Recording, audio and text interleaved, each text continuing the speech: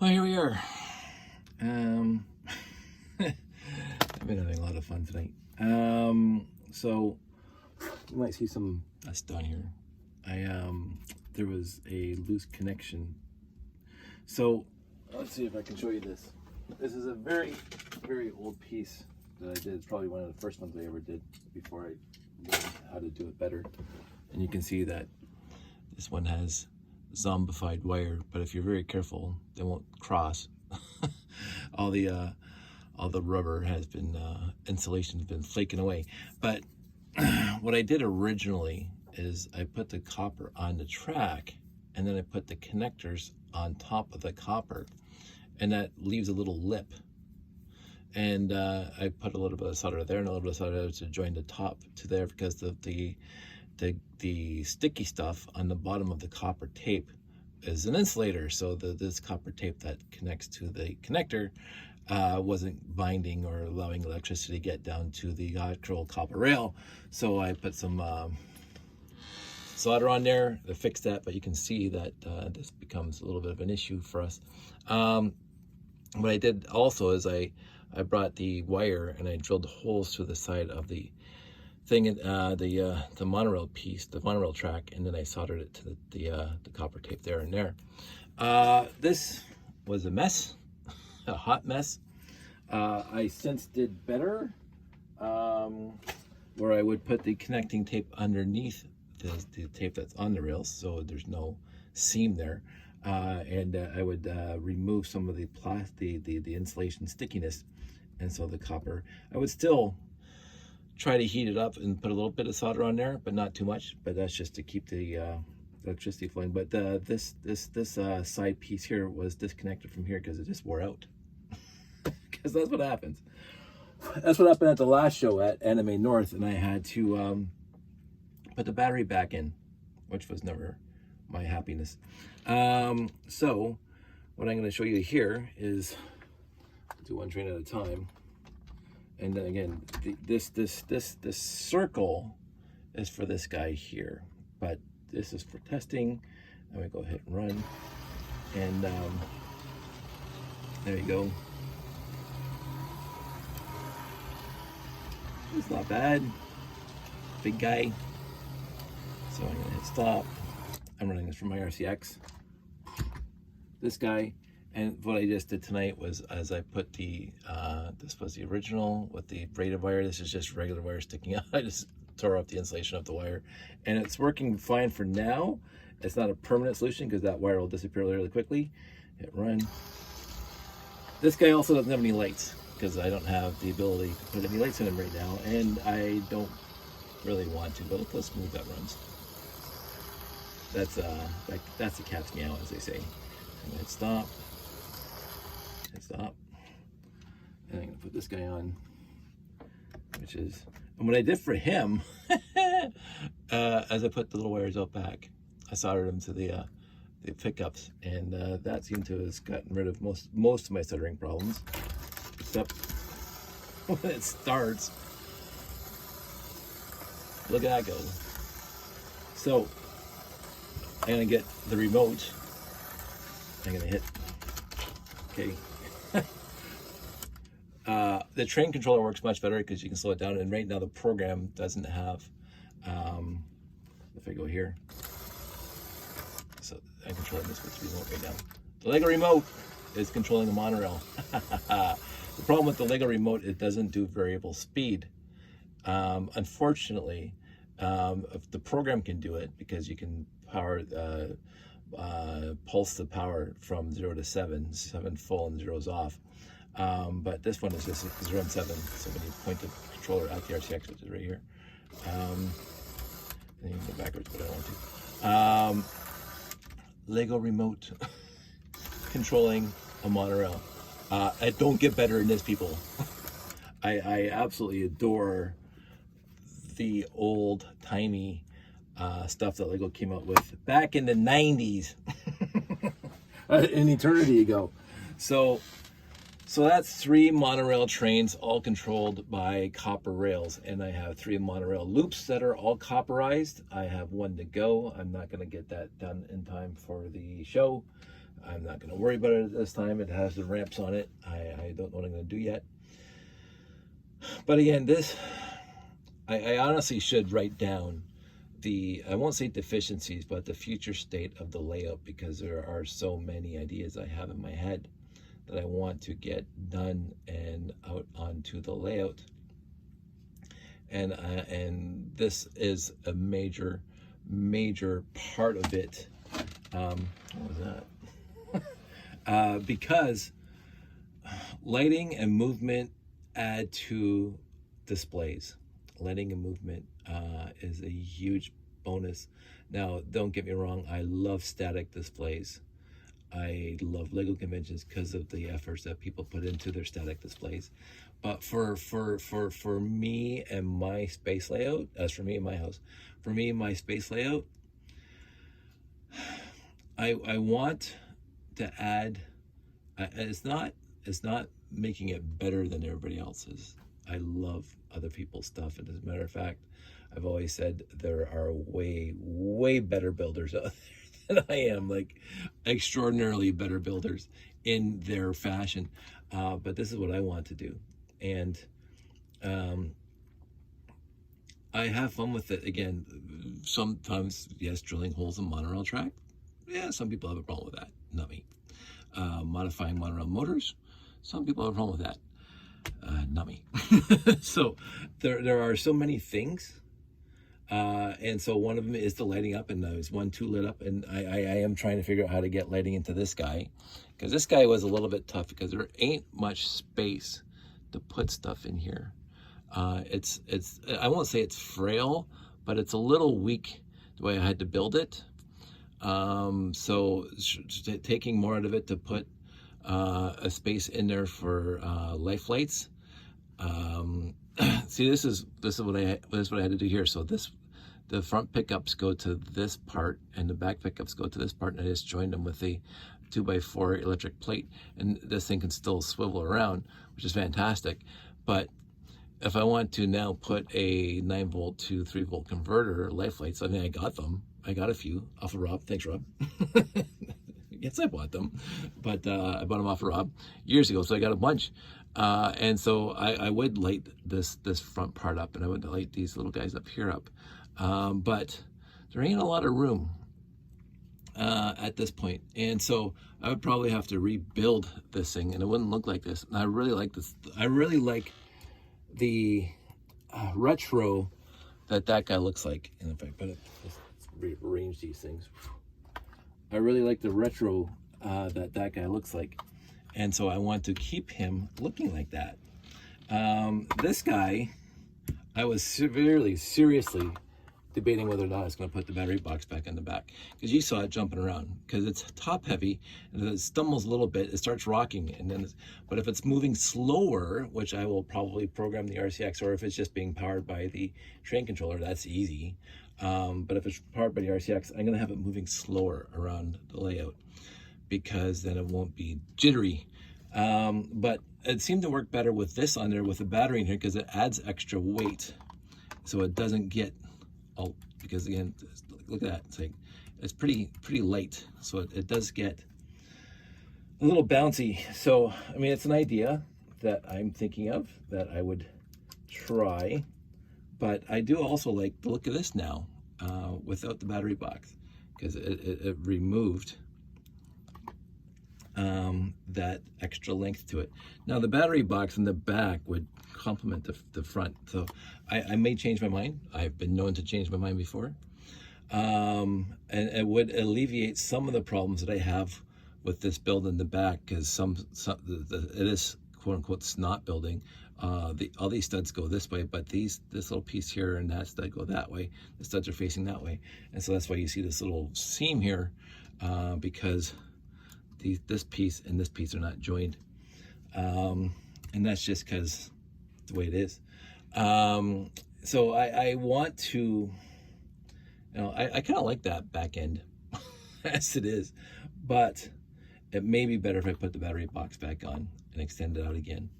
I will make a determination between now and Bricks in the Six, coming up in a week and a half, less than a week and a half. Actually, it's next week for me.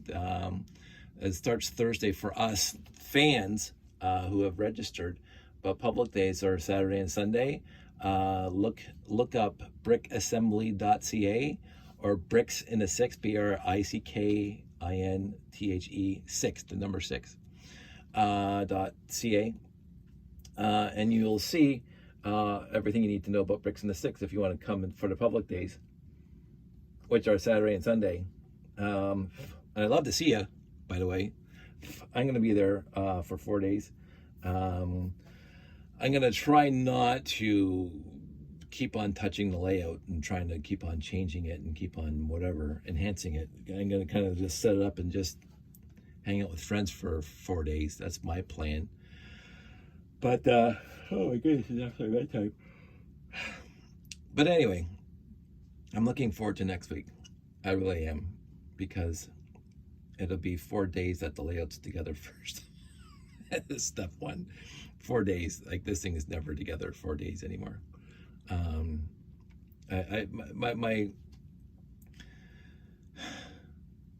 I like to see it together, because the only time I get to see, I said this many times, the only time I get to see this layout together is at a show. You know, even if it's in my driveway, but I can't set it up in the house. I tried to set up at one time in the house and took off the entire living room. So setting up in the house is not good. So the only time, the rest of the time it lives in boxes, in storage boxes in my garage. I will be spending some time programming the layout, because I am more swayed by moving these guys to be programmed by or run by the RCX instead of by train controllers. So I'm going to have to get that working while I'm there, because of course I can't set up now to write the program. Or I got one program written, as you saw upstairs in the living room with the one. But again, the program itself doesn't have the stops in it yet, so I have to do that. I also have to figure out how to, on the main loop, get a light sensor and a light, so when it crosses the light, it knows where it is, where I'm going to put that, and I'm going to build that into the layout, because right now that's the monorail loop that doesn't have a light sensor, or the light and the light sensor. This guy and this guy have that built into the rocket platform. So I built it into the support structure that are holding up the rockets. The monorails that are on the rocket platform. So that was easy. But this guy, the main loop for this guy, doesn't have that. So I have to figure that out, and I don't think I'll be able to figure it out before the show. So I'm gonna have to bring some extra pieces to build something. So the RCX will know where this guy is, so it'll be able to stop at the stations. And again, that's going to be an enhancement while I'm doing it at the show. So there's going to be a lot of work for me to do next week while it's set up Thursday, Friday, before you guys come to see it on Saturday and Sunday, if you can make it. But it's fun. I do enjoy all of it. I do have to find a working laptop, so that'll be fun. Anyway, I'm gonna go to bed. 13 minutes, that's perfect. You guys all stay safe, take care. I am looking forward to seeing you if you're there. If you can't make it, I'm probably gonna do a live stream at some point over the 4 days. I don't know when. I may do it again. It'll be either on YouTube or my TikToks, but I may do a live feed at the show, and I don't think I'm going to do another time lapse of setting up and taking down. I have so many of those on my YouTube channel. I don't think I need to do yet another one. People have seen the millions of times I've taken the layout together, put it up, and taken it down. But I think one of the highlights for me is going to be the lights out, and so I may live stream that. I don't know when that's going to be. I checked the schedule today. They have the tentative schedule, and I didn't see a lights out anywhere in there. But I hope they have one. Anyway, I was saying goodbye because I'm going to go to bed now. You guys all stay safe. Take care. I do appreciate each and every one of you. even if I even don't know you, but you're watching. So just the fact that you're watching this, I don't pay attention too much to the metrics of my channel, but once in a while I'll look at the numbers and I say, oh, 200 people watched this video today. And to me, that's astounding. It's absolutely astounding. That there are 200 people out there who want to watch one of my videos. I do appreciate it. I will never ever beg, smash that like button and subscribe. I will never ever tell you guys that this channel relies on you to like and subscribe. That's not at all the purpose of this channel, and that's not all anything I want to happen. I want people to subscribe and like when they want to. It is entirely up to you whether you like and subscribe. I will never ever beg for votes. That's not who I am. I don't need votes. I don't need edification. I like people who want to be here. And that's my entire life, even pre-internet, when I'm hanging out with my friends, and even my dating life, where there's been a few times where I'd be dating somebody and they start dropping hints that they don't want to be with me, and that's perfectly acceptable. Not everybody's for everybody, and so I know I've always said, except for one instance, that I wasn't going to go off on this tangent, but let's go off on it really quick. Be where you want to be in your life. I have lived a life that I wanted to live, and I look back at it now. I'm not anywhere close to being finished with it. I keep on saying I got another 40 years at least left of me, but there have been ups and downs. There have been tragedies and crises and blah blah blah, and angst and personal incredulous. Like, just stuff happens in people's lives, and stuff happened in my life, and it wasn't all sunshine and roses. It wasn't all rainbow dash ponies. It wasn't all happiness and joy. But when I look back at it, and even during those issues, the negative times, I never wanted to be anywhere else or be anyone else other than me through my entire life. And that reassurance of who I am and what I want to do and where I want to go and who I want to be and who, as I said in the beginning, who I am, has always been pretty firm. Now, the minutiae, the details are radically different.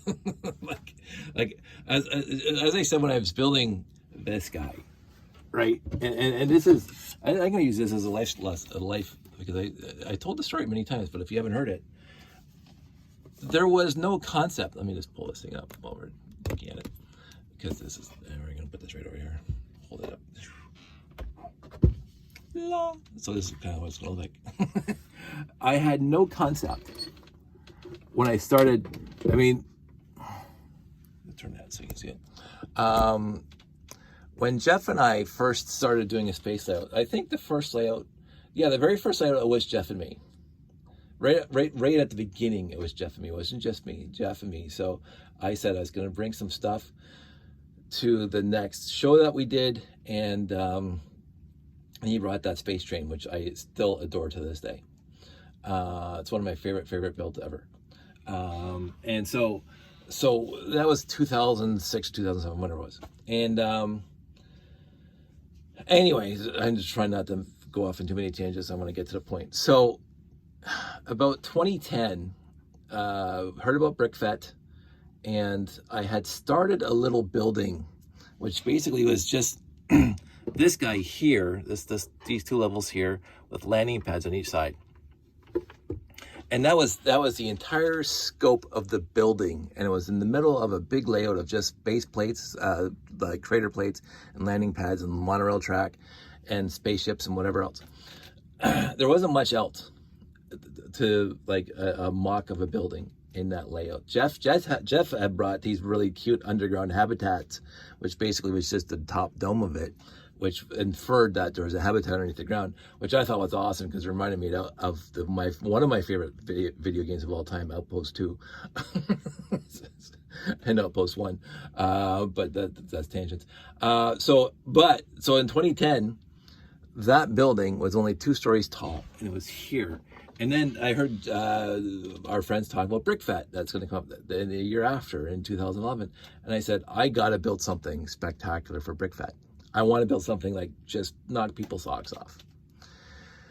And I built the tower, not as you see here. It was a very, very much truncated version of the tower, and the landing pads were not at all like they are now. They were just using wing plates, 8 of them, those big, huge jet wing plates. And the tower was a lot shorter, not nearly as coordinated. And that was in 2011, the first BrickFet.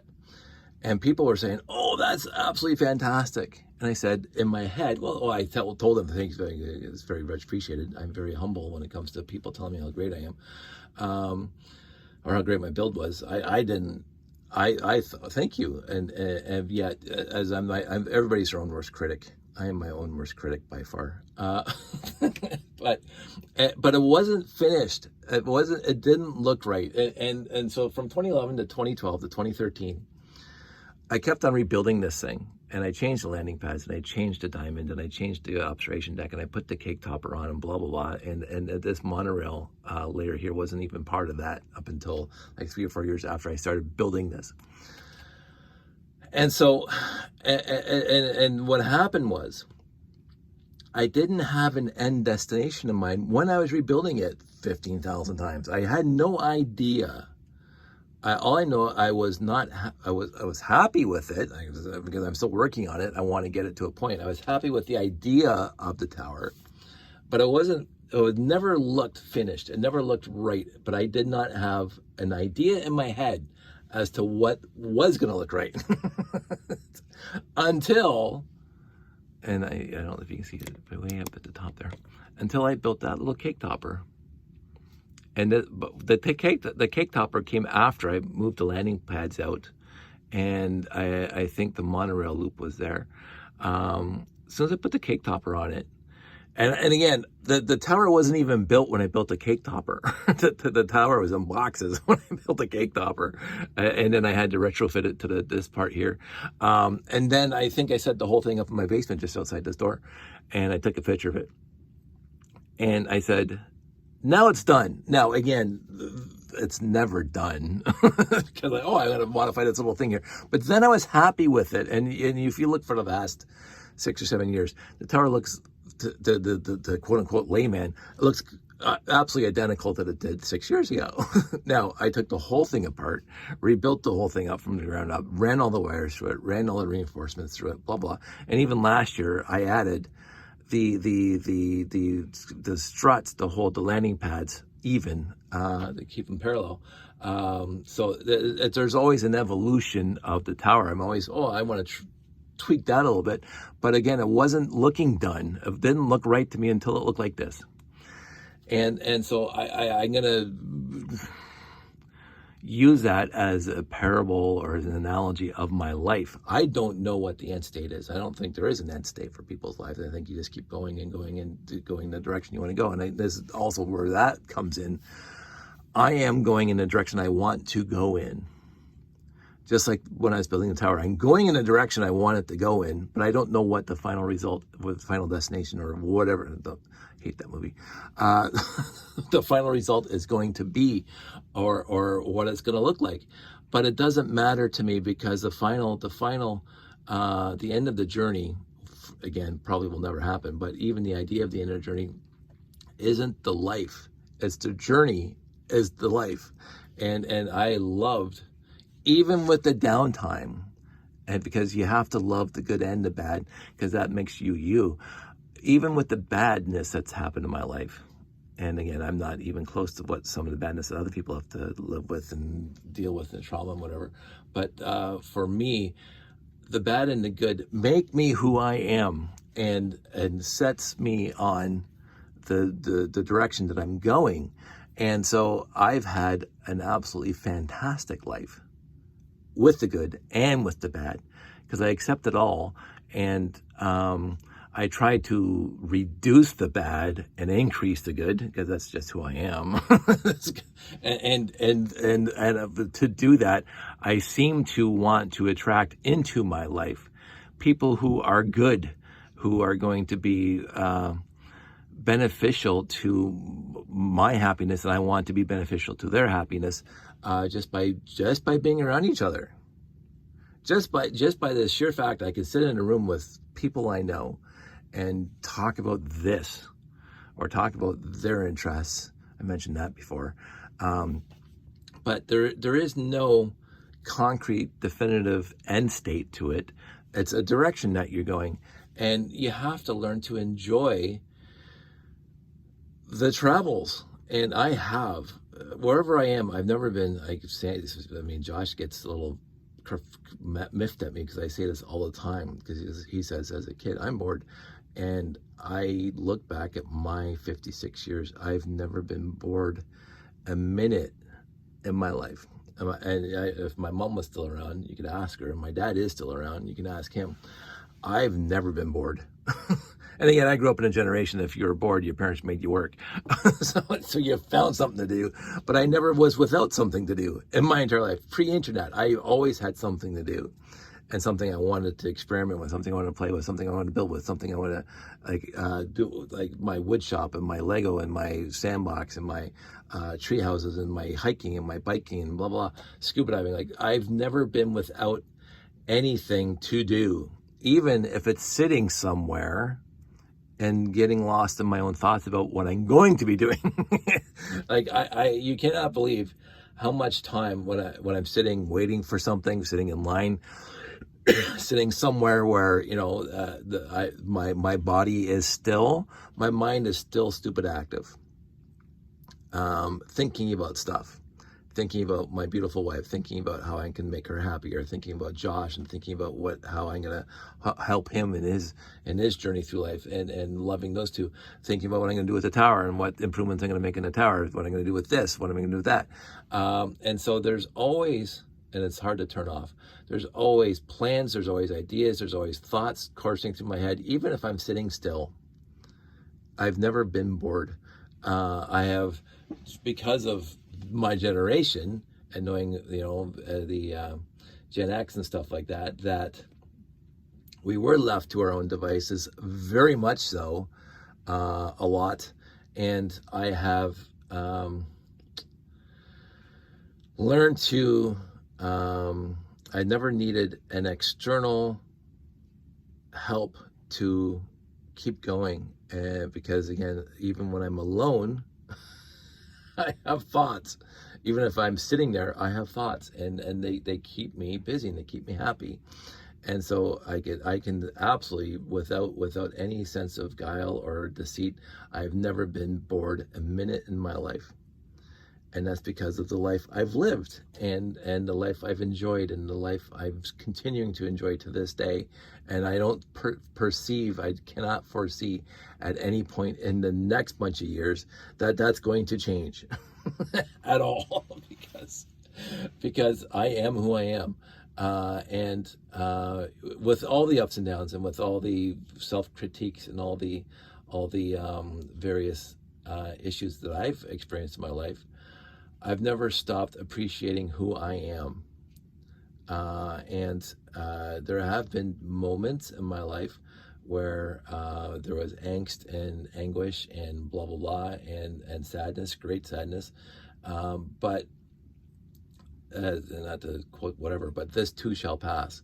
So if you're experiencing something and you're feeling down on yourself, and you're thinking, oh, well, like, just I don't know, I'm not a psychiatrist, I'm not a psychologist, I'm not anybody except a guy who talks for a long time on the internet.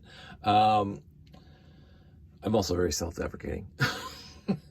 But I have loved my life, and I still continue to love my life, and I love the people in my life. It's the number one thing in my life, and I'm going to leave on this note. It is the number one thing in my life. The number one happiness in my life are the people that I know.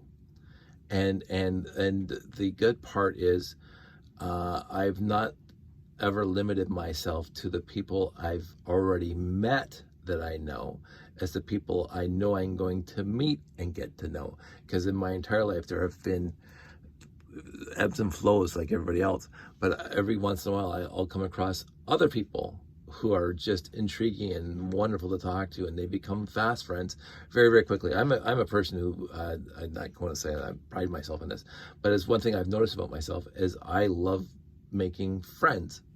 I love being, meeting new people and seeing what their interests are and seeing what they want to talk about and just hanging out with them and enjoying what they enjoy and listening to their stories. I absolutely adore that. And so my life is far from over. And no matter what happens in it, the good and the bad, you deal with it. The bad, you work on making everything better, bringing a little ray of sunshine in people's lives, and hanging out with people. And I am so, and this brings right back down to Breaks in the Six. I'm going to be hanging around for 4 days with some really good and dear friends that I've known for decades now, and I can guarantee before the end of the weekend I'm going to have some new friends that I've never met before. So that's the way it's going to be. So anyway, yeah, as I said before, that's it. That's all. Everybody take care of yourselves, and hope to see you at Breaks in the Six. If you want to show up, I will be there, and this stuff will be there. Some of this stuff will be there, and I'm looking forward to it. So stay safe, and I'll talk to you soon.